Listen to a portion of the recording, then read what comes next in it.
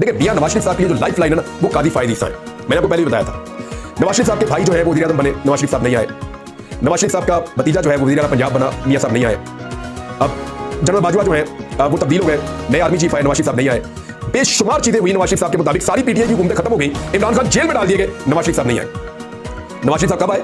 जब काजी फायज ईसा साहब 17 सितंबर 2023 को चीफ जस्टिस ऑफ पाकिस्तान बने तो फिर नवाज शरीफ साहब ने ऐलान किया कि वो वापस आ रहे।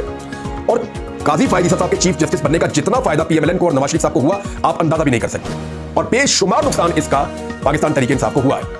अब जब आप ये वीलॉग सुन रहे हैं तो काजी फायज ईसा साहब के पास बाकी रह गए हैं 106 दिन, जिनमें से अगर आप छुट्टियां निकाल दें तो बाकी रह जाते हैं लगभग 68 या 69, 70 से कम दिन रह जाते हैं काजी फायज ईसा साहब के। तो अब उनका टेन्योर खत्म होने जा रहा है।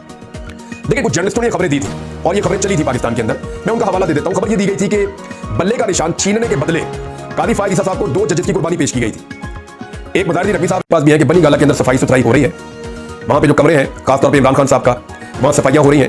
इमरान खान साहब का जो हाइकिंग का सामान है उसको भी टाकी शाकी मारी जा रही है, उनका जो वर्जिश का सामान है उसको भी साफ किया जा रहा है।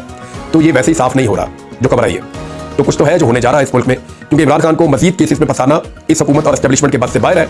इमरान खान ने इनके आसाब को तोड़ कर रख दिया है, पूरी दुनिया में मुजम्मत हो रही है। ख्वाजा आसिफ साहब तैयारी कीजिए, रेहाना डार साहब आ रही है असेंबली में, आप उनका मुकाबला मैदान में तो कर नहीं सके, ये छोटे से ऐवान में क्या करेंगे? इतने खुले मैदान में उन्होंने आपको भागने की जगह नहीं दी, ये इतने से ऐवान के अंदर वो आपको भागने देगी। तो ख्वाजा साहब आपका बुरा वक्त शुरू हो रहा है।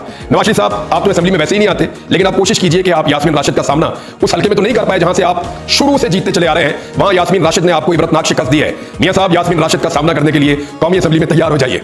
मरियम नवाज साहिबा, जिस औरत से आप सबसे ज्यादा डरती हैं, जिस लड़की से आपको खौफ आता है और बहुत ज्यादा खौफ आता है, सनम जावेद, जिसको आप निशान इबरत बनाना चाहती हैं, तैयारी पकड़िए, वो सूबाई असेंबली में आपको चैलेंज करने के लिए आ रही है। ये मखसूस नशिस्तें अगर पाकिस्तान तहरीक इंसाफ को मिलती हैं तो अब नया फड्डा शुरू होगा, ये भी बात याद रखिएगा तहरीक इंसाफ में कि मेरी औरत को बना दो, मेरी औरत। बनी गाला के अंदर जो बिल्डिंग है जिसमें इमरान खान रहते हैं, जिस कमरे में, उसकी जो है सफाई सुथराई का काम शुरू कर दिया गया। अब इसका क्या मतलब है ये आप खुद पता करें। मैं जितनी इंफॉर्मेशन मेरे पास है मैं वही बताऊंगा। सफाई सुथराई का काम शुरू कर दिया गया वहाँ पर, और ये हर चीज़ को मतलब वहाँ पर सफाई, बस इतना मैं आई कन्फाइन टू दैट। अब इसका मतलब क्या ये आप खुद इससे अंदाजा लगा लें। सबसे दूसरी जानिब अब हुकूमत क्या कर रही है? हुकूमत ने अफजल मजूका साहब जो जज हैं जिनके पास इद्दत में निकाह का केस है, उस पर प्रेशर बढ़ा दिया। आज मजूका साहब के जो अफजल मजूका के जो कमेंट्स थे, उनकी जो गुफ्तगू थी, उससे साफ पता चल रहा था कि वो ज़हनी तौर पर ये समझते हैं कि ये इद्दत वाला केस जो है इसमें कोई भी कानूनी कोई बुनियाद इसकी नहीं है।